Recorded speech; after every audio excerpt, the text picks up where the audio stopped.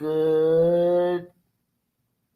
Well, I was gonna say good evening, but it is 11:30 here on the West Coast. I don't know how many of you all are gonna be awake. Tomorrow is Monday. You have to work unless you've taken off for the holidays. I would be remiss if I don't start off by wishing everyone um, Merry Christmas and Happy Holidays and possibly Happy New Year. If you don't tune back in to my show, Everybody Loves Juju 1 2 Talk Soups. I'm your host, Juju. Listen, I'm gonna start off this show with a 31-second rant. Not even a rant. I just want to address something head on, straight up. I don't. I'm in a hotel, so I don't have enough lighting, and I do not feel like sitting up to speak to you all face to face.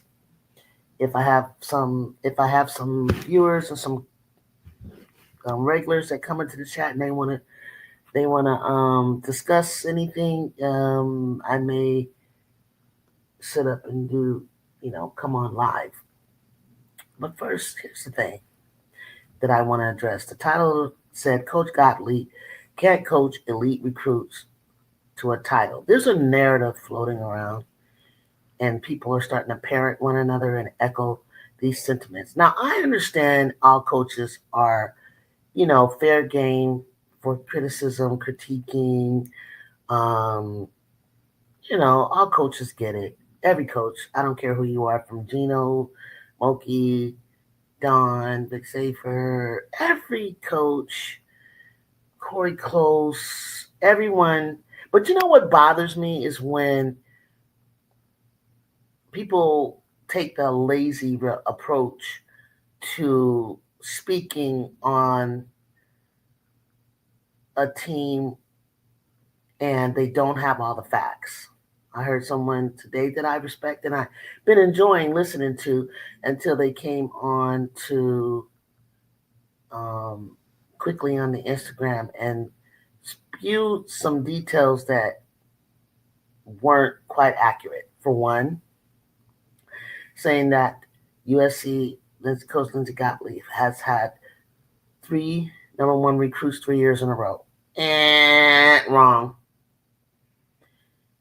That's one strike. That's not true. 5 good players have left. 5 good players. One of the players wasn't even playing redshirted that transferred and came in as a transfer from a program I will not name that is in the top 5 in the country. So you do the math on that.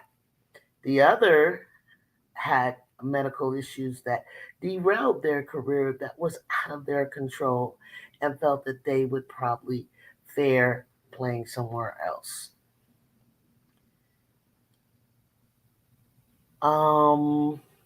The other 2, who we all know, are doing fairly well where they're at. One more than the others, getting a lot more playing time. They're a lot closer to home. And they wanted to ease you out, in my opinion, one of them, to try to gain a championship. Not a bad idea. They were chosen and they were selected to go play for the number 1 team. So hey, be gone. You're great. The 5th, I have no idea. I'm kind of wondering like who the 5th person is. You'll probably have to remind me. Another thing, they talk about Kiki, and they saw Kiki do pretty well in the WNBA, which I'm very happy for her doing very well in the WNBA.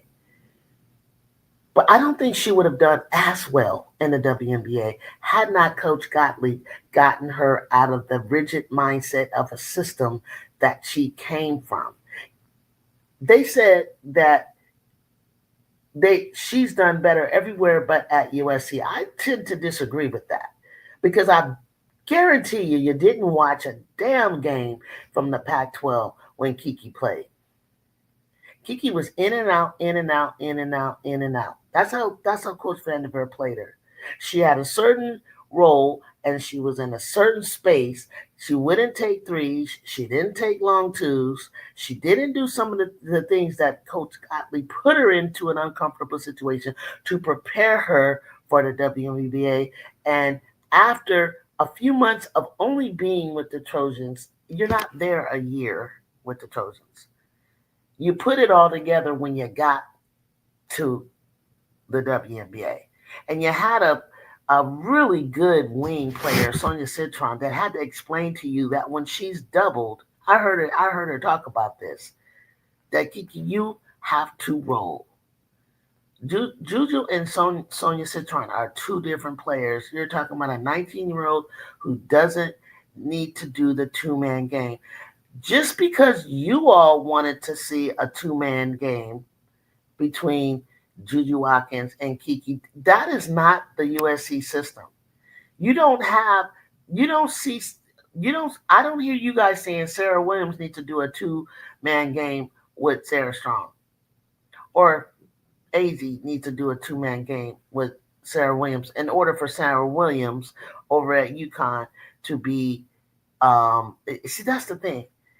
Couch potatoes. Leave the coaching to the coaches. Leave our system alone, whatever that may be. If you don't like it, don't watch. And those of you who are just Juju Watkins fans, these are 18, 19, 21, 20 and 21-year old young ladies who are have made a decision in their life and chose our University of Southern California. Going around putting it in the air. This should they should transfer. This person should transfer. Oh, they don't fit here. This doesn't. Oh, she won't be able to coach this minute. You sound like straight jealous. That's what you sound like to a grown ass woman like me. You sound like you're a hater and you're straight jealous, and you're trying. You wish that you had these players. That's what it's really all about. That's what it's really all about. Is that you wish your coach in your university would have had these players play for your college.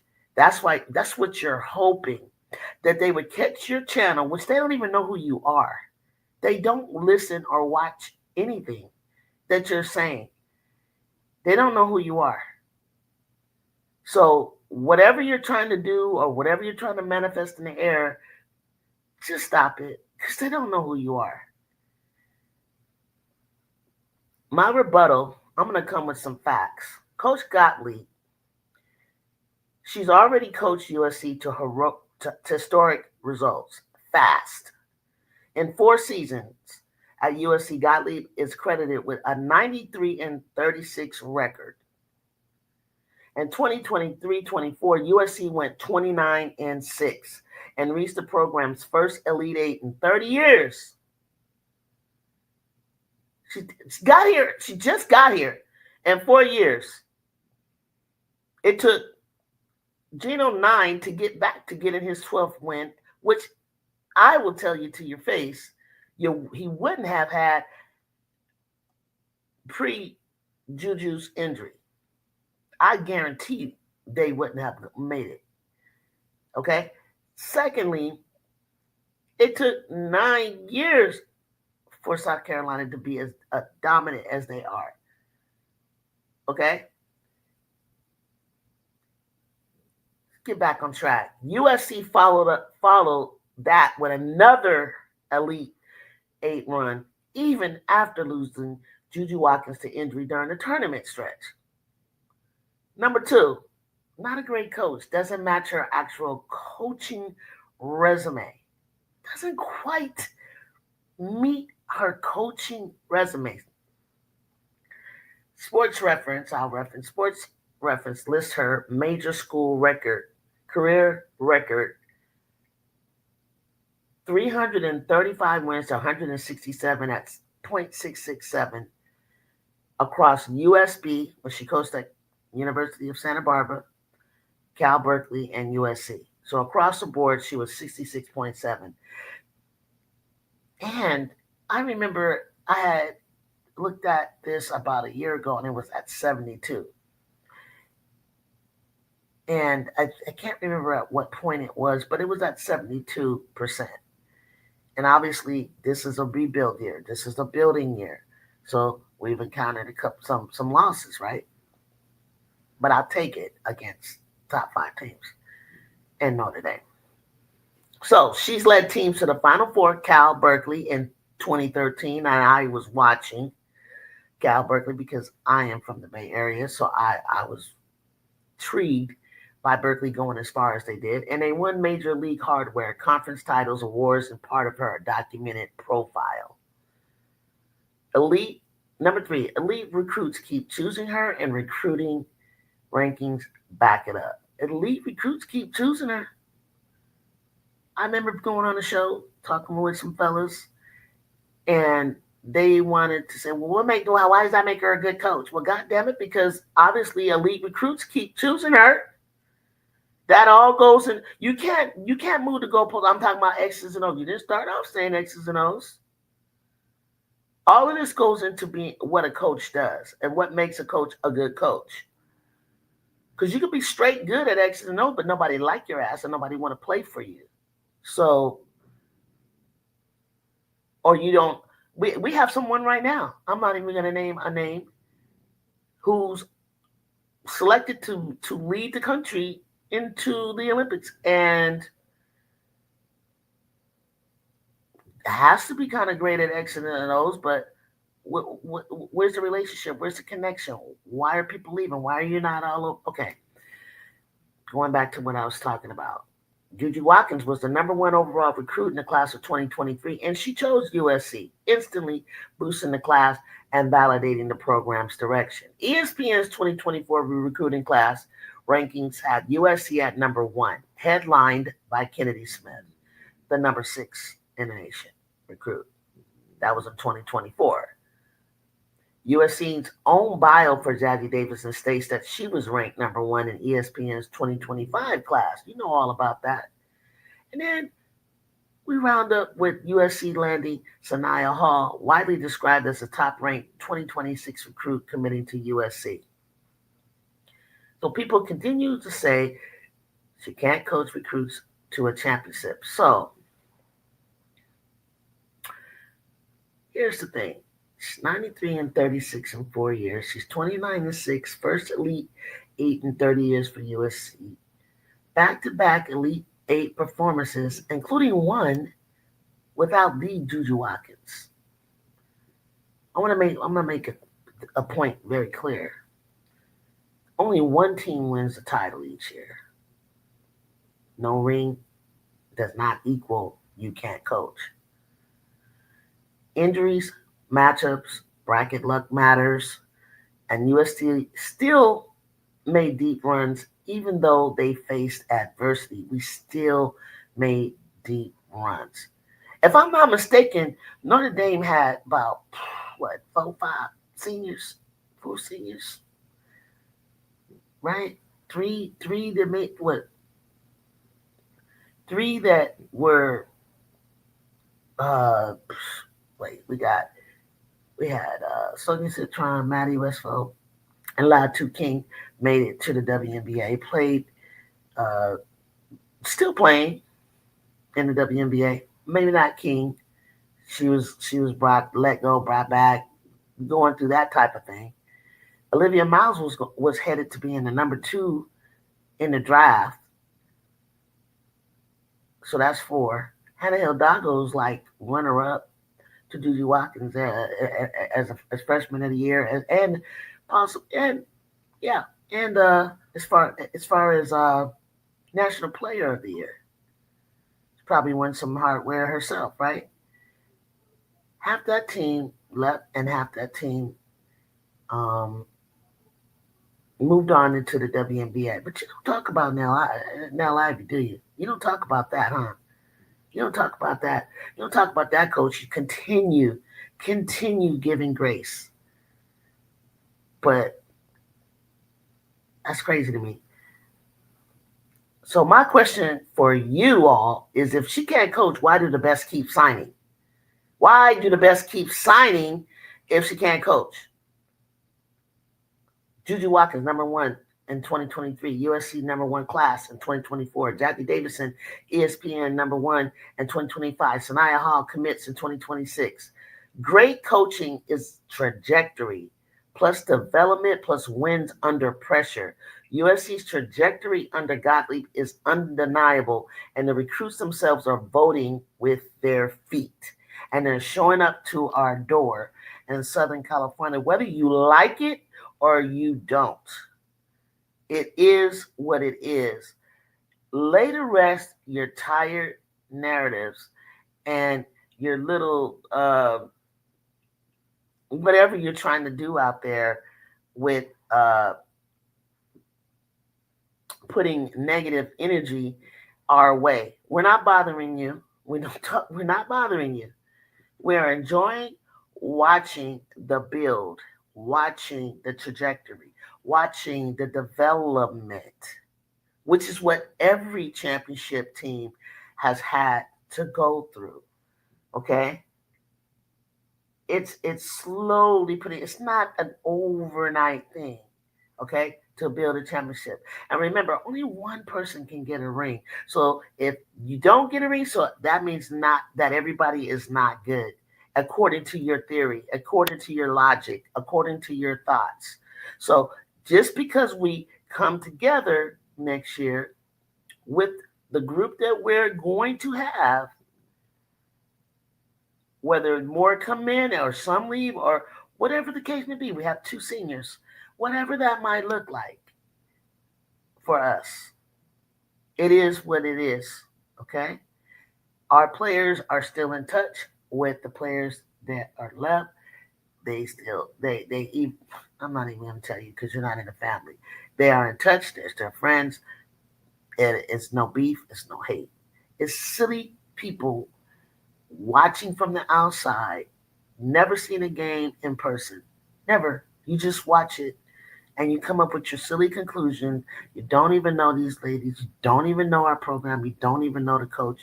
And some of you have come to the game, but because of those of you who do and are watching, and some of you have even inside, very few inside information, y'all know what time it is.